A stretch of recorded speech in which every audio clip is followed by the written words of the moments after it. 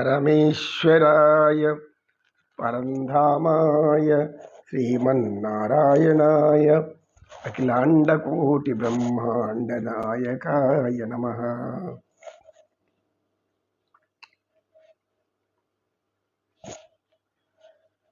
ఉయ్యాల బాలను చెదరు కడు నొయ్య నొయ్య నొయ్యనుచు ఉయ్యాల ఉయ్యాల బాలను చెదరు కడు నొయ్య నొయ్య నొయ్యనుచు ఉయ్యాల జోలాలి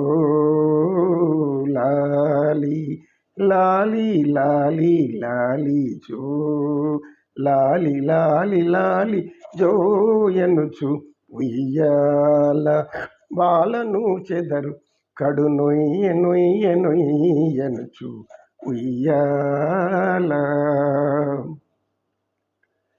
బాల యవ్వనలు పసిడి ఉయ్యాల బాలుని చెంత పాడేరు. బాల యవ్వనలు పసిడి ఉయ్యాల బాలుని చెంత పాడేరు. లాలి లాలి లాలి అనుచు లాలి లాలి లాలి లాలి లాలి. గురుగారు, నిరాశ, నిస్పృహ ఇలాంటివి మానసిక సమస్యలేనా? ఇవి ఎలా వస్తాయి? అయినా అందరికీ అనేక వందనాలు. మనం చెప్పే విధానాల్లో ఏదైనా పొరపాటు ఉంటే మన్నించాలి.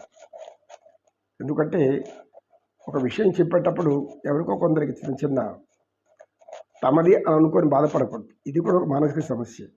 ఒకరు చెప్తూ ఉన్నారంటే ఏదైనా మాటలు, దాంట్లో కొన్ని ధర్మబద్ధంగా కొన్ని ధర్మోపదేశాలు ఉంటాయి. ఆ ధర్మోపదేశాలు అది ఆచరించలేనప్పుడు ఏమనిపిస్తుంది? వీళ్ళు మనల్ని అనుసరించి చెప్తున్నారా, మనకు అనుగుణంగా చెప్తున్నారా, మనల్ని కావాలని మనం నెత్తి చూపిస్తున్నారా అన్నటువంటి ఆలోచన వచ్చేస్తుంది అనేక మందికి. ఎందుకట్లా గుమ్మడికాయలు దొంగ అంటే భుజాలు తడుపుకున్నారు. కనుక చెప్పేది జ్ఞానమా అజ్ఞానమా, ఆచరించాలన్నా ఆచరించకూడదు, ఇంతవరకే మనకు కావాలి. అంతేకాని ఎవరు మన గురించి చెప్పుకుంటారు ఇదేంటి అని అనేక మంది తమ గురించి తాము లోపల అనుకొని అట్లా వ్యతిరేకంగా మారిపోతూ ఉంటారు. ధర్మానికి వ్యతిరేకంగా మారిపోయే వాళ్ళు అనేక మంది ఉంటారు. అటువంటి వాళ్ళల్లో ఏముంటుంది అంటే నిత్యము నిరాశ, నిస్పృహ, వ్యతిరేకమైనటువంటి కోణంలో మాటల్ని తీసుకోవడం.